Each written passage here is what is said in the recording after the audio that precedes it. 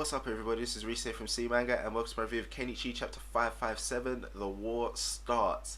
And they are not kidding about this whole war starting, you know. It starts off in one epic friggin' fashion. I mean, those soldiers, they seriously do not know who they're messing with. And I swear, it doesn't matter how many times I say this, they just do not understand this message, you know. It's exactly as Saiga says, you can only fight masters with other masters. So this is definitely proved, you know. Obviously these soldiers, they just got completely dominated. I mean, they're coming in there with their friggin' M16s, trying to shoot them. They got friggin' bombs, Apache helicopters, all this stuff, and they couldn't do shit.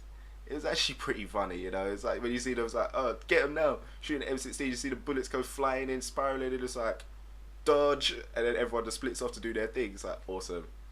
But yeah, I have to say, it is actually really bad when an entire battalion is saying to, like, you know, saying to each other, don't let them surround you. Considering there's only like what, 8, 9 of them, that's pretty friggin' pathetic, you know. It's like, they're just like, you know, how can you say don't surround them? There's a battalion of them. There's at least what, 50, 60 of them, and they're like, don't let 9 people surround you.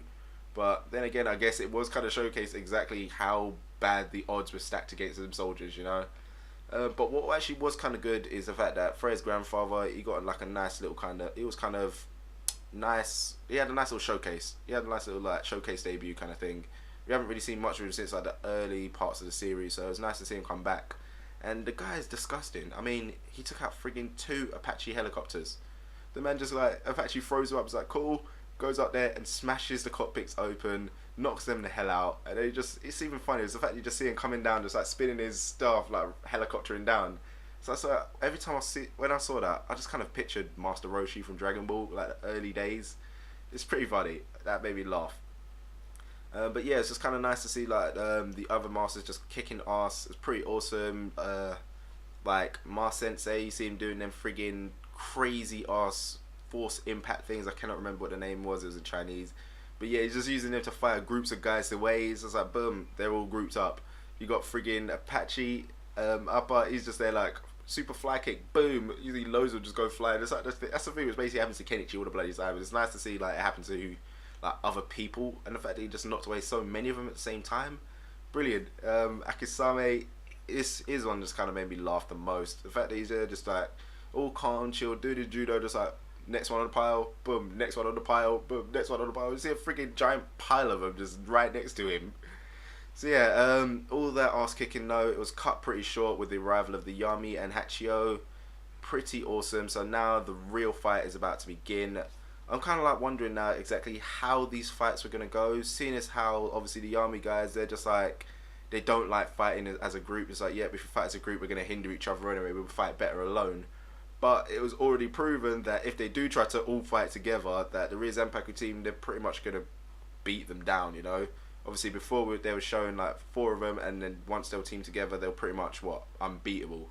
So I'm kind of guessing it's going to go down the route of the one-on-one fights, but how far that's going to go, I don't really know, because considering how they're all at the same level, those fights are going to last to the death. It's literally one slip up, and that is what decides this match. So the odds are kind of stacked against the Rear Zanpaku team if they do one-on-one fights, considering how there's less of them. But other than that, it's going to be friggin' amazing. And yeah, in other news, Kenichi's team is now ready to land on the island, so I'm guessing they'll be there within the next couple chapters, either the next one or the one after that, depending on what they're going to be showcasing in the next chapter. But yeah, I really cannot wait. This arc is really getting good, and it just makes me really happy. Cannot wait to see the rest of these fights, and I'm even looking forward to even more, basically, the disciple fights. Those are the ones that I really want to see, because they're more like kind of, I don't know, because you know that these guys ain't really at the top of their level, you know they can go further. It's just nice to kind of see how much more they got. You know, it's going to be nice just to see like Kenichi fighting like Berserker and that again, like, because obviously he didn't really get a full chance to have his fight. So it's going to be some awesome matchups, and I cannot wait. So yeah guys, that pretty much wraps this up from me. I enjoyed this chapter, but let me know what you guys thought about it with your comments below. As usual, if you enjoyed the video, give it a little thumbs up, helps out a lot, and don't forget to check out the other stuff we do on the channel. So I'll catch you next time.